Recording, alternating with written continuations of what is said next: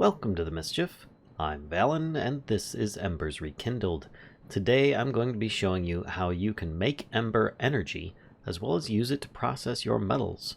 Let's start off with the basics, which is pretty much what we're still doing. There's a lot of advanced stuff in this mod, but we're still keeping it relatively simple, with the Ember Activator. This is going to melt the embers that you received from your Ember Boar and turn them into an energy source. An Ember Activator is the entry-level version of this because it just requires some copper, iron plates, and a furnace, so you don't really have to have too much of the advanced stuff in order to make some of these. You're also going to want some way of piping in the ember that you ended up getting. Now, it could be like ember crystals of any kind of shape, whether that be the shards or the crystals themselves, but either way, it's going to be a power source. And in this case, I just have a little bit of kind of a manual pump to get this in here. Imagine this is like a bike pump. And as I press this button, it will actually take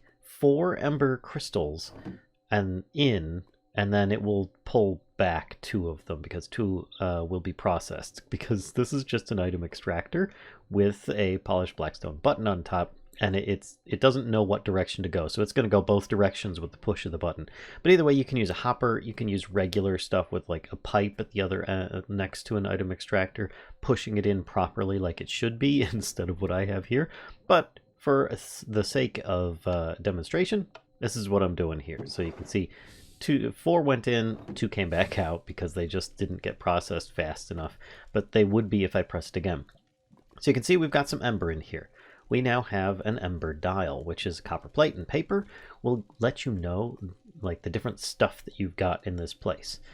So let me put this here. We've got 4,800 out of 16,000.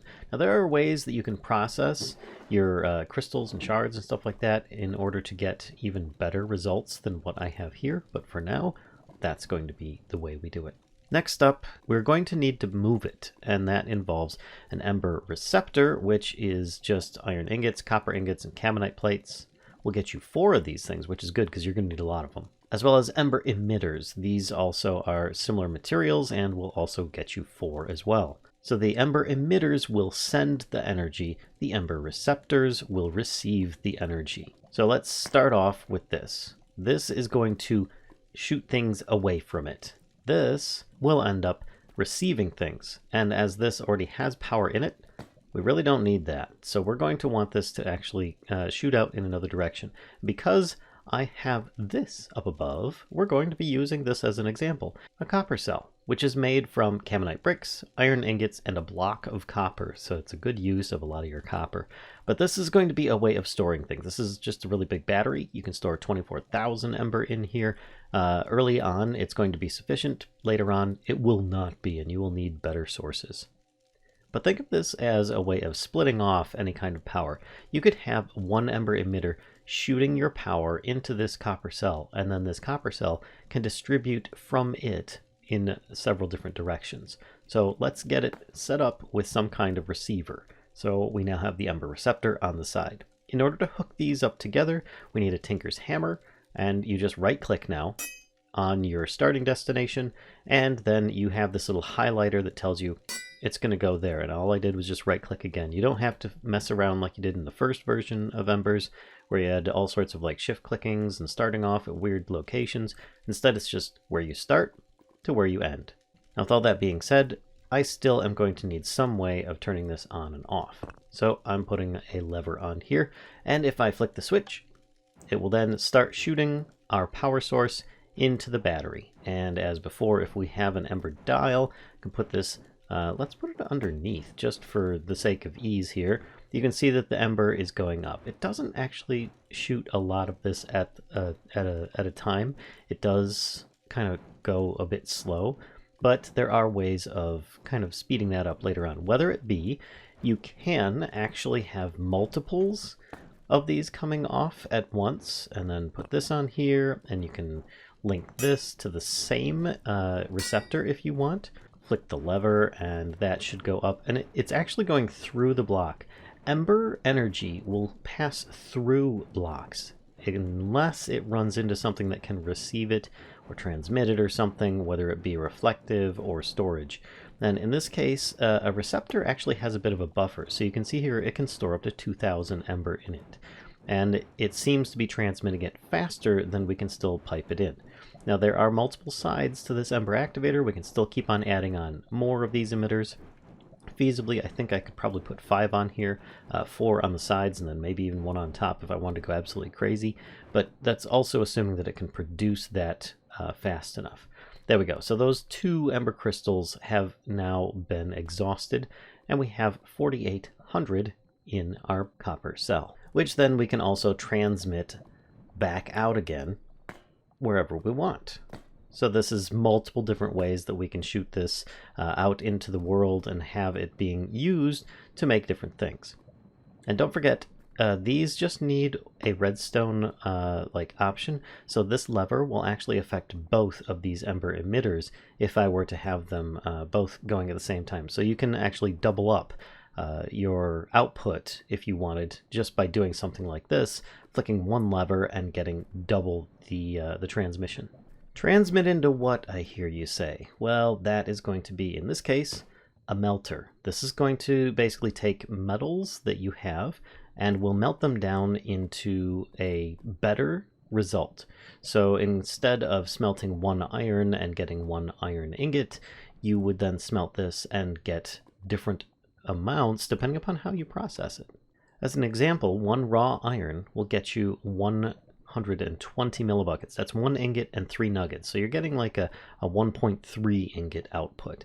That's just for starters. There are ways of actually making it so that you get even more. And that is with my friend, the Geologic Separator. But yeah, you're probably going to want to make both of these because honestly, you don't want to miss any of the output. Your melter is made with some Caminite as well as copper, iron, and a furnace. Your Geologic Separator is going to be made with Caminite, a fluid vessel, and a block of silver. So this one might be a little bit more challenging to find because silver isn't quite as common out there. But if you do have it, you should make it. And that's all you do. You just place it here at the bottom of the melter. You can actually have multiples coming off of this. And in fact, I do recommend that because you may have different metals being processed at a time when you first start. So if you are using one central one, remember that you can get a byproduct off of some of these when you use a Geologic Separator. For example, if I take that same 1 raw iron and I melt it into the 120 millibuckets or the 1 ingot and 3 nuggets, in the Geologic Separator I might also get 10 millibuckets or 1 nugget of molten copper. And it also varies. If I process my copper, I can get gold. If I process lead, I can get silver, and so on. There's plenty of different options that you can get from processing your different ores. For now, though, we're going to keep it simple, just so that it's not overwhelming, and I'm just going to have 1. And remember, if you have 1 Geologic Separator that's filled with 1 type of metal, it's not actually going to keep the other metals. You're going to want to have a second one for if you're putting in a different type. So always keep it the same metal type that's going in there if you already have your Geologic Separators filled up. I'm probably getting a little ahead of myself, so let's get this going. So if I look at the top part of the melter, you'll notice it says items go in, fluids and molten metals come out. Well, that's true to a point. At the bottom it says ember, and that's where the ember is currently stored. But strangely, it's also where the Geologic Separator draws its fluid molten metals instead of connecting to the top. Even though it has this little output thing, it's kind of weird. It's one of the few things in Embers Rekindled that I find a little bit confusing, but you never know. Anyway, let's see. We want items to go in here, so I'm going to put in raw iron. There we go. It is now in, and in fact, if I fly up here, you can see it is in place in the actual melter. If you want, you can like break this and you'll probably get it back because it hasn't been processed yet. But I'm going to leave that there for the moment. So how do we process that? Well, we're going to need power. And in this case, let's see, I have Ember Receptors, so it can receive power. So let's put that plug, boop, right on the side here. Actually, you know what? Let's keep it on the back so that I can walk through here a little bit easier. And then I just need to have this go here and this go here. And that's doubling the amount of ember that's coming out on here. Instead of just having 1, I have 2 of these once I flick this lever. And by doing so, you can see it's now powering this. You can always put Ember Emitters on the sides or on the front or whatever, just so you can see how this is going. And there we go. It is currently getting a whole bunch of power pumped into that. And it actually has a little animation in there. Let me put in another piece of iron. Actually, let's put in 2 more. And you can see that it does a little bit of processing here. It does little puffs of smoke and stuff, and then those eventually will turn into molten iron. And look, we've got outputs in the form of copper. Okay, so we have molten metals, which means we now have fluids we need to move around. Not to worry, I've got some fluid pipes over here that we can use. So as the molten metals are stored in the top here, oh, I just put in a fluid extractor by clicking on that by accident. Oh no, how do I place this if it just keeps taking items when I try placing them in there? That's right, you can actually hand place things like your iron and stuff. You can just right click and it goes in. But if you don't want that to happen, you want to place something against it, sneak, right click, and then you can place the items that you're looking for. In this case, I'm going to want a couple fluid pipes and a fluid extractor coming out, plus, as usual, some way of shutting this thing off, or turning it on in this case. And in order to process these, we're going to be making a stamp base and a stamper. These are going to be the items that will turn our fluids into solids. Stamp base is just iron ingots and caminite bricks. Stamper is pretty much the same plus a copper ingot, but you do need to use a lot of iron, and you'll see why in a moment. It uses that block of iron to actually smash things together. So you need to put down your stamp base, then you'll need a space between it. So if I right click here, it's going to actually put something in the middle. So as before over here, you need to sneak right click to place a block in here, then put your stamper on top.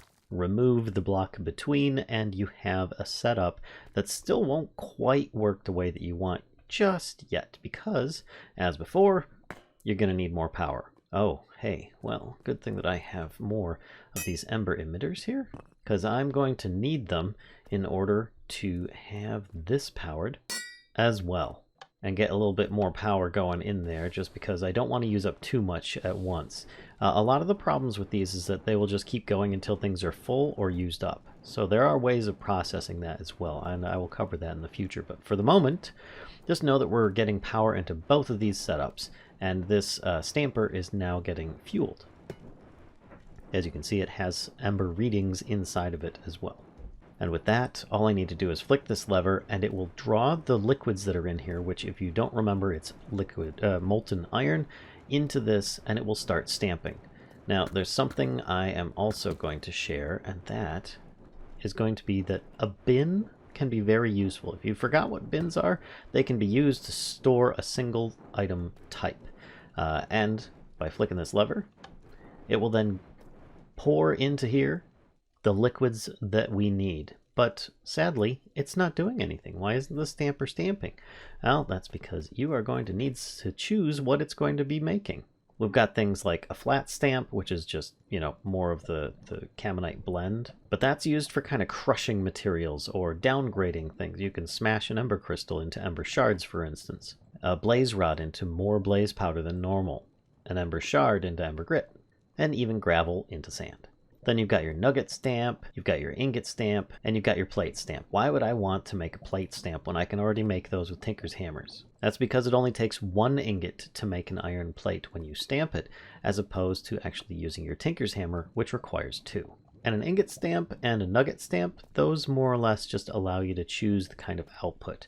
In this case, I'm going to put ingot stamp right there, and it's just stamping the material straight away. And it's going right into the bin. And if you're confused on this because you don't see anything happening, it's in the bin. I'm just going to right click, and I'm taking out the ingots that were in there. I put them back in, and it's still going. Now here's the thing though, is that if you have some left over but not enough to make an ingot, it will stay in the stamp base. So it's often best to have your processing centers divided up by the kind that it is, unless you have the specific amount that you're looking for. So, otherwise, you're going to be waiting until you have everything cleared out before you can switch to a different metal type.